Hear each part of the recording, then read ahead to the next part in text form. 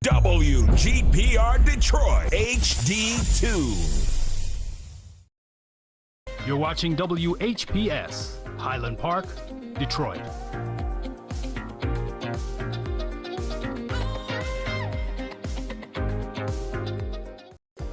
The views and opinions expressed on the following show are not necessarily the views and opinions of WHPS, its affiliates, management, or sponsors.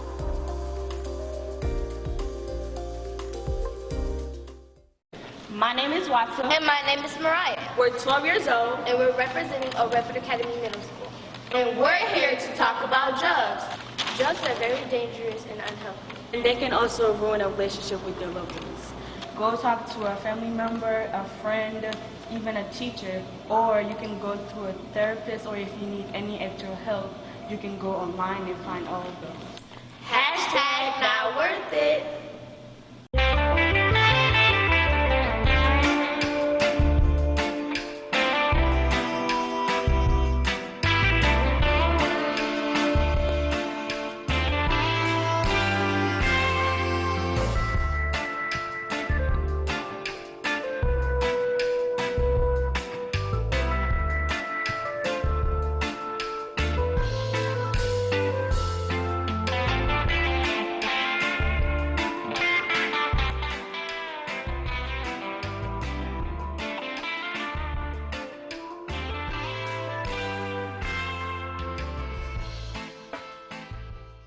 And good afternoon and welcome to Expose Under the Sun, sponsored by the Detroit Native Sun newspaper. I'm your host, Darwin Griffin, and we have a very good show lined up with you today. I've got a very special guest, and her name is Miss Natalie Poole. And she probably doesn't need a lot of introduction, but before we get started, our show is live.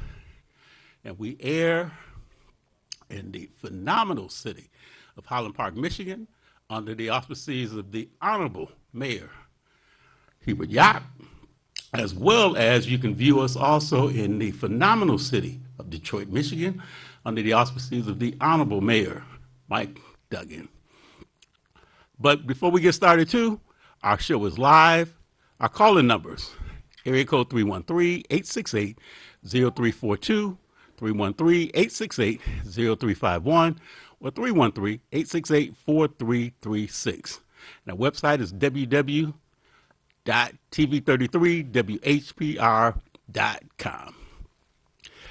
Just before we get started, I want to send a couple of shout outs to some people that I know are going through some difficult times. A very, very close friend of mine, her father, is going through some health challenges right now, and he's in the hospital right now. So I definitely want you to lift my friend's father up in prayer. A couple of friends, and I have another friend, one of my college friends, and her father is also going through some challenging times. And then I've just found out, too, a couple of friends of mine that also are battling now with COVID. So one just called me just a little while ago when we were in the studio getting ready to go on the air. And I know he's very disappointed that he just found out that he's battling COVID right now. So again, I just want you to keep everybody lifted up in prayer. And I'm going to suggest to people too, we've been going through this COVID and this pandemic for the last 2 years, but I just ask everybody to still take caution. It's not over. We're still going through, hopefully, the end days of this, but up until the time that this pandemic is done, because there's too many variants out here, still get your shots, get your vaccination shots. Those of you that are eligible to get the booster shots, get the booster shots as well. So a lot of people are kind of concerned now. We got the holidays coming up. Keep your masks on. Make sure you may observe the social distancing as you can. And as again, I say too, stay prayed up and make certain too that you encourage other people to do the same. Okay.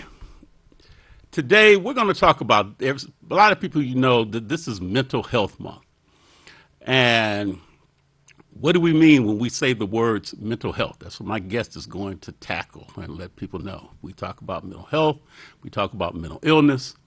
We talk about a lot of things that people are going through when it comes down to their wellness. So we're going to talk about mental wellness at the same time, as well as physical wellness. And there's a big difference. My special guest today is Miss Natalie Poole. Miss Poole, thank you for coming on Expose Under the Sun. Oh, well, thank you so much for having me. It's my honor and my pleasure to be here today. As you mentioned, May is Mental Health Month, and it is certainly a passion of mine. So I'm excited to be here to discuss mental health in its entirety, at least in this small period, bring some light to it, remove some of the stigma around it. I think we're going to have a great time. Talk to our listening and our viewing audience about what is mental health. So mental health oftentimes is used so interchangeably with the word mental illness, and they're very different. I like to kind of look at it when you think of physical health. Things that you do for your physical health are you eat well, a balanced diet, you drink your water, you exercise. Those things are to maintain a sense of wellness. Mental health is the same way. It's not when there is a case of illness, but instead, on a regular basis, you would do things like meditate. Ensure that the environment in which you're in is positive. In fact, your emotions are regulated. So doing things on a regular basis that help keep you balanced mentally is what mental health is about. It's really about being regulated emotionally, as well as which actually attributes or contributes to your physical wellness. So how does a person know if they may have challenges to their mental health? So first of all, I think for us to be going through COVID, everybody's got some challenges. That's first of all. Okay. I look at it when we think about a car, right? When it has to do with a car, we usually go and get our oil changed on a regular basis. We do maintenance on a regular basis. Why wouldn't we do that for ourselves? Does there really have to be an identifier that there is something wrong or awry? Or would it not just be, it's time for me to kind of check in, make sure I'm healthy? Whether it's I go see a therapist, whether I do like a wellness retreat, maybe it's a vacation, maybe we indulge in self-care a bit more. All of those things are ways that we can involve in mental health components on a regular basis to make sure that we're doing things that are healthy for us. But now if we're talking about mental illness, that's different. If we're finding that because we're going through COVID, we're extremely fatigued, we're just like, I'm over this, right? Or we're finding that we're really depressed and we can't snap out of it. Or we're so anxious. We are calling it now re-entry anxiety. We've all been inside for 2 years, and some of us may have even enjoyed it more than others, right? We've been working from home. Kids have been in school at home. And so now that they're having to go out into the world again, there's a level of anxiety. What do I look like? I've gained the COVID-19, right? That's one. It could also be, I'm not really comfortable with being in close settings with others. So there are certain things on a regular basis that we need to be identifying within ourselves. Are we struggling with a bit? Whether it's the anxiety, the depression, but then it can even go further than that. It could be disorders such as bipolar disorder. There can be a disorder such as schizophrenia. I mean, we can go into a diverse number, PTSD, of disorders that we may be dealing with from a mental illness spectrum. And that's something that we can talk to our primary care physician about to identify if we have any of those outliers. And then certainly they can actually recommend a person who has more of an expertise in that area like myself. Or if you kind of already know, I think I need some additional help, you can contact, go to Psychology Today, or ask your friends if they have anyone that they're utilizing on a regular basis that they have developed a great rapport with. And then you can reach out for additional assistance there as well. So when you talk about mental health and mental illness, what are some of the, as you call it, triggers that could trigger, like you mentioned about COVID? Yeah. What are some of the other triggers that could cause? Triggers are so varying, right? Because it's so individual. Things that may trigger me may not necessarily trigger you. So if I've gone through traumas in my past, let's say, for instance, it was a sexual assault. It may be something like the smell of a cologne or a perfume may trigger me. It could even be certain foods have triggered me, that my mom was abusive to me and this is what we would eat on a regular basis. So I smell that spaghetti. For some, that's warm and cozy. For others, it'd be like not so much, right? So that could be a trigger. Triggers can be loud voices. If I'm accustomed to someone yelling at me on a regular basis, someone being disrespectful to me on a regular basis, that's a trigger for me. So it's very varying for the individual. So COVID, I found so much in practice that with my African American men in that population, wearing a mask was a huge trigger. Not so much that they had to wear one, but the fact that when they went out into the community, they didn't know who was behind that mask. All they saw were eyes. True. And so that was a little disconcerting. Like, well, wait a minute, who's looking at me? So in practice, there's so many things that I see when it comes to triggers. Sometimes we're just dysregulated completely. I think exhaustion can cause us to be triggered by a variety of different things. But I think triggers are very individual, and we as an individual can only determine what kind of bothers us or sets us off. And when we find that we're dealing with that in a way that we're not able to get back balance, that's when we need to seek help. Well, you know, that's something interesting because I seen a movie years ago where a young man had been sexually assaulted by his father. And his father had a tattoo. And that was something that triggered him. Absolutely. Anytime he saw somebody with a tattoo, that triggered, you know, a reaction. And remembering what happened to him as a result of the abuse that she was going through his father. Yeah. I'm so glad you brought that up. There is an awesome book. I want to say it's Dr. Perry and Oprah. It's entitled, and I want to get it right, What Has Happened to You. And I love the book because it just takes and shifts the viewpoint from, it's not about what's wrong with you, but what happened to you. Right. Our experiences often cause issues for us. And in the book, there was something very similar to what you spoke of. There was a young man who was at school and he was struggling academically. And his teacher was just like, I'm going to help this young man. I'm going to be your mentor. I'm going to be your coach, rah, rah, rah. And he was there for him all the step of the way. But the young man did not accept it. In fact, he was kind of like, defensive, back up, wasn't feeling it. Well, over time, what they come to find out is that his father was abusive. Wow. And his father wore Old Spice. And guess what? So did the teacher. Oh, man. And so it brought up those emotions. So you're absolutely right. It's not about what's wrong with us, but what has happened to us to be able to create certain experiences that we're uncomfortable with today. And if we are, there's nothing wrong with that because we're not the sum total of our triggers, of our traumas. We're encapsulated by a whole being. So we have good, we have bad, we have indifference. But because of that, if we're struggling with those things, we can seek help. And so I always look at it, there is a pottery in Japanese, it's called kintsugi, right? Okay. The idea of it is that it's more valuable in its broken state than it is in its original state. So when you see the pottery, they put it back together with either 14 karat gold, platinum, or silver, and it's considered, absolutely wonderful. Well, isn't that we as people? If a piece of pottery has great value after it being broken and being put back together, aren't we just as valuable? Absolutely. So why not take the time, if we are finding that we're fragmented, to seek some help, be mended together, and be more outstanding than we were even originally?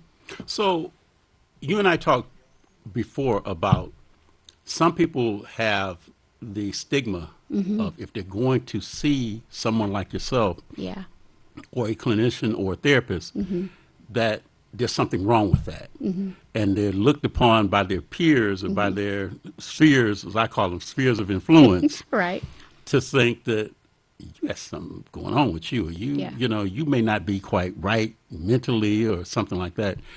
How do you get people to get over that little stigma, especially when they go back to their home or to their peers or their workplace or other places? How do you get them to get over that stigma that you're trying to get well and there's some things that's going on with you that you may need to talk to somebody about to help orchestrate a wellness plan for you? I love that wellness plan. So we're going to talk about that in a little bit greater detail. But I think first thing, I like to say within our community, African American community, there is a huge stigma when it comes to mental health. I think I kind of spoke about it the other day that we have the philosophy that our homes are kind of like Vegas. What happens in Vegas stays in Vegas, right? But if I have a blood pressure problem, or like myself, I'm a breast cancer survivor. I was diagnosed in 2020. I didn't go and get diagnosed with breast cancer and go see a cardiologist. I went specific to where my need was. There was no shame in that. And so the same way that we take care of our physical health, I try to help my clients to understand that their mental health is just as important. In fact, I even use myself for an example that oftentimes I feel that because I wasn't maybe as vulnerable in situations and talking about things that bothered me, I held it all in. And holding that all in on some level, almost, I would say, created this metastasizing of emotions that eventually came out. And so if we don't handle our mental health, it will and it can affect us physically. And so while I understand that there is a stigma surrounding it, there's an important to mention that there's a need to take care of it. If we would see a clinician for something physical, we need to do the same thing for something mental, for sure. And there's, I think the beautiful thing about COVID is it sheds so much light on that. You know, we have people in the community now that are such advocates for mental health. And the beautiful thing is that as mental health becomes more of the buzzword, we're getting more people of color who are actually therapists, nurse practitioners like myself who provide therapy and medication management. So there is some cultural sensitivity that's present that you may not have found previously. And so sometimes people are maybe not so apt to seek mental health because you just don't look like me and you just don't understand my experience. But because we're at a place now in the world where there is so much light being shed on it, we now have the opportunity to see someone that looks like us, who understands us. And I think that is going to really, really help as we kind of go into the trajectory moving forward with great momentum with mental health. So when we're looking at women seem to be, and I'm not trying to be sexist. No. But women seem to be more apt to seek Absolutely. assistance from a person like yourself than what men do. Why is that? Women typically, overall, I think, are more verbal beings, you know, and I can more verbal. verbal. Beings. Okay. Yeah. They talk. Even when they get with their girlfriends, like, girl, did you know such and such was going on? But you got that. Girl, I got that too. Men are not so much. And We talk, but our conversations are probably totally different. they're totally different. But I also think that unfortunately, men haven't been provided with a safe space to be vulnerable. Okay. Okay. At least within my clientele, and what I see on a regular basis is men are looked at in two ways: protectors and providers. You go to work, you bring it home, we're done. The ability to have emotions, I call them he-motions, the ability to feel anything is almost discounted. And unfortunately, after a while, as I always mention, we fly around like we're Superman when we're really just Clark Kent. And we have to allow, especially in our community, our Black men to understand that it's okay sometimes to not be okay. It's okay to need help, and it's okay to seek it. And I'm here to help make that a transition for you. If you need assistance, I'm here for that. Safe space haven't been given, really, I would say, on both sides. But because women are typically more vulnerable vocally, I think they're more apt. But, you know, I see a change with that, too. You'd be surprised. I mean, I have some women who come in and it's almost like, oh, you're really seeking help because they don't want to talk. And then I have other men who are like, they're talking a million miles a minute. I'm like, oh, time is up, you know. So I think it varies based on your experiences. But I will say this. If you're looking for mental health help, you have to be willing to go through some challenges. I kind of compare it to, we're coming out of winter, right? And so I love to garden, so I'm just going to correlate it to gardening. When you look at the soil is hard, and you have to break up that soil in order to plant that seed, for you to water it, for it to bloom. It's the same thing with our mental health. It's going to be some agitation a little bit. It's going to be some discomfort a little bit. But by creating that level of discomfort, you're able to now plant that seed and bloom into the beautiful flower that you're supposed to be. And so I think that's an understanding that needs to be people need to understand that. I always say people hesitate on the pain of, well, they only know the pain of hurting, so they stop from the pain of healing. And healing is really where it's at. You know, I just had surgery. It hasn't been a walk in the park, but I realized through that process, I'm going to get better. It's the same thing with mental health.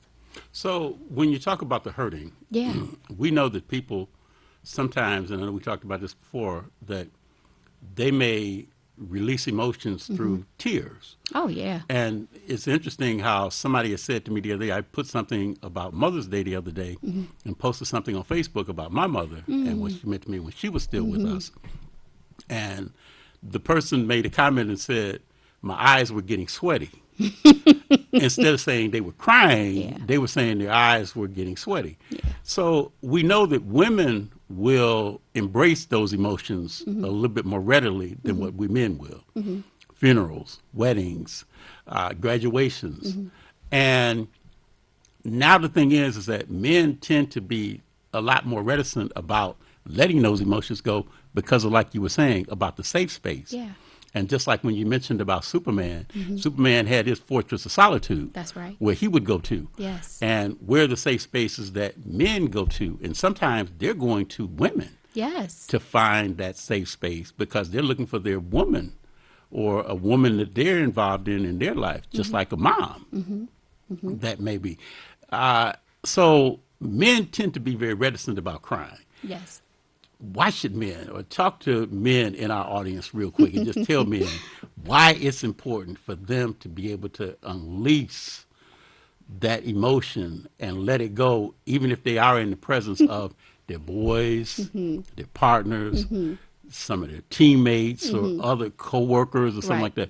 Why is it important for them to be able to unleash some of those emotions? So it's a great question, but I feel like that's a setup. I'll tell you why. Because historically, I never was a crier. So I probably am more on this phase of how men have operated. But what I have found is So that you're saying that your mother, Cheryl Poole, never saw you cry? no, she did, but I'm not a crier. I wasn't Okay. like, oh my God, I'm happy, or oh my God, I'm sad and I'm shedding tears. I'm like, Okay. okay, you know what, that's a luxury. But it's not. It's so cathartic and cleansing. I read a quote, and I'm not going to get it completely right, but the quote basically, to kind of put it all together, stated that at birth, we cry, which is evident that we're alive. Sure. And so it's the same thing for us today, for men. It's a form of cleansing, it's cathartic, but it also shows that we're alive. We're people, we're human. And I think oftentimes when we're raised, especially as little boys, and something happens and they cry, we say, oh, don't you cry. We may call them a negative name. We might even say, I mean, the girls do that. But guess what? When they get older and they're our age and we get into a relationship, we're like, well, honey, I mean, why can't you express your emotions? Well, because from the moment they came into the world, they were told that that was inappropriate. So I think if we can start to show those emotions, we're able to even show others that there's nothing wrong with that. In fact, there is so much strength in the ability to be vulnerable. So much strength. Because when you are able to let go and not worry about what other people think, because typically when you think about people not crying, it's because we kind of worry about, like, are they going to think I'm a punk? Are they going to think I'm not man enough? Yeah, you're totally man enough. In fact, when women see it, they're like, oh, okay. Right? It's a turn on because it's like you are in tune with your emotions. So you're saying that women get turned on to men when they do see them cry? Yeah, because it shows that they're human. And it also lets me know that you're in tune with your own emotions. And if you're in tune with your emotions, guess what that means for me? You're going to also be in tune with mine, hopefully. At least you know how to express it. What we find is that when you're able to express how you feel, oh my goodness, is there anything better? So, men, you've heard this relationship advice from Natalie Poole to say it is all right for you to cry if you come across something that could emote that kind of emotion. Absolutely. Not only is it okay, we congratulate those that do that. We recommend that. What I would say is, in speaking not so much to the men, but to the women, to be able to find or to allow the man in your life, whether it's your father, your brother, your mate, your partner, to be able to share those type of emotions with you. But here's the key. Don't use those emotions against the person. So we're talking about you come to me, you share with me how you feel, and tomorrow we kind of have a little bit of a spat, and then you come back and you throw that up in my face. That just doesn't work. We have to basically be able to create a haven for one another, that this is the safe space. And so if I share that with you, sometimes I just want you to listen. I don't need something to be solved. Just listen. And that's difficult with some people, that they Yeah. think that somebody wants to hear them give some kind of advice. Yeah. Versus sometimes they just may want to talk and just talk it through. We've got a couple minutes left. Okay. Give your contact information. Look at the camera and Okay. give your contact information. So if anybody wants to consult with Cheryl Poole, or they want to consult with you, Cheryl Poole's daughter, to kind of find out more about the crying part, if you get the crying, or to get the information from Cheryl Poole's daughter, Natalie Poole, give your contact information. Okay.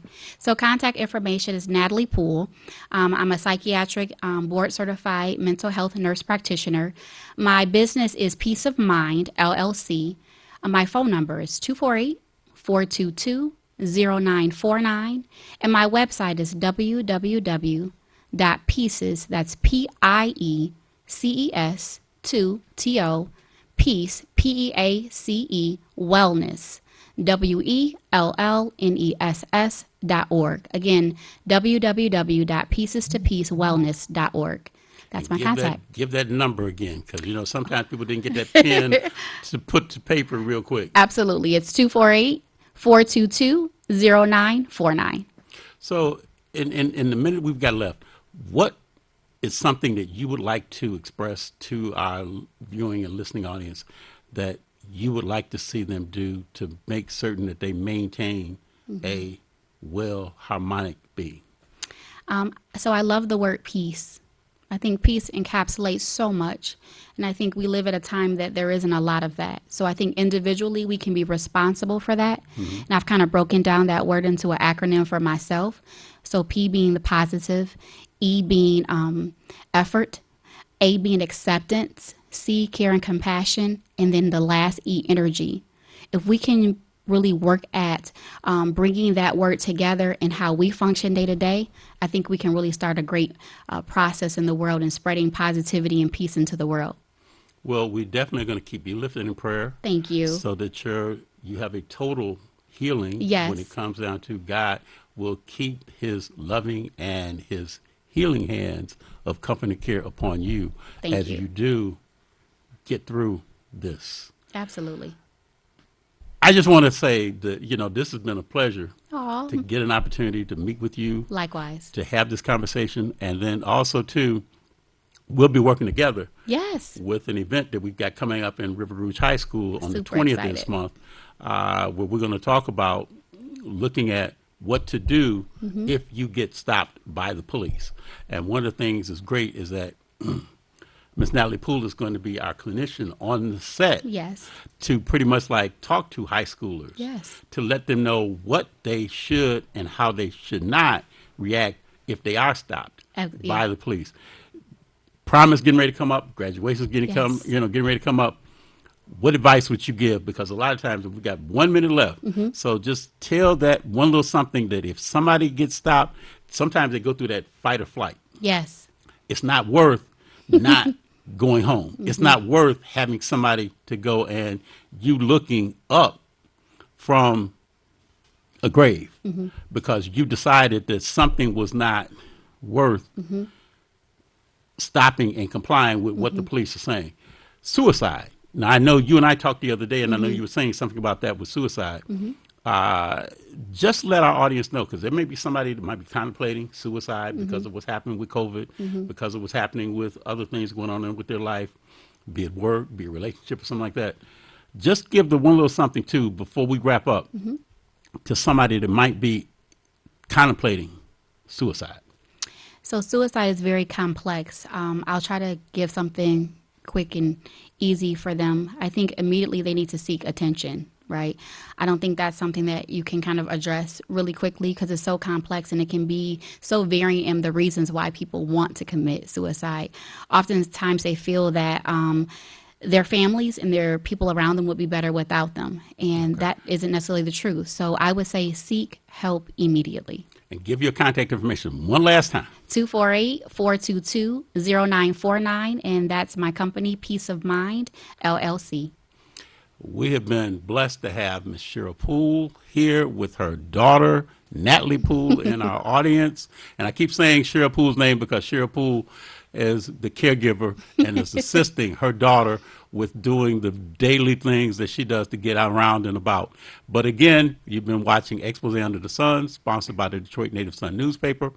I'm your host, Darwin Griffin, and if you'd like to get a copy of the Detroit Native Sun News, you can contact Miss Valerie Lockhart at area code 313-457-5944. And again, thank you to Natalie Poole for Absolutely. being my special guest today on the show. My pleasure. Have a great rest of this afternoon. Peace.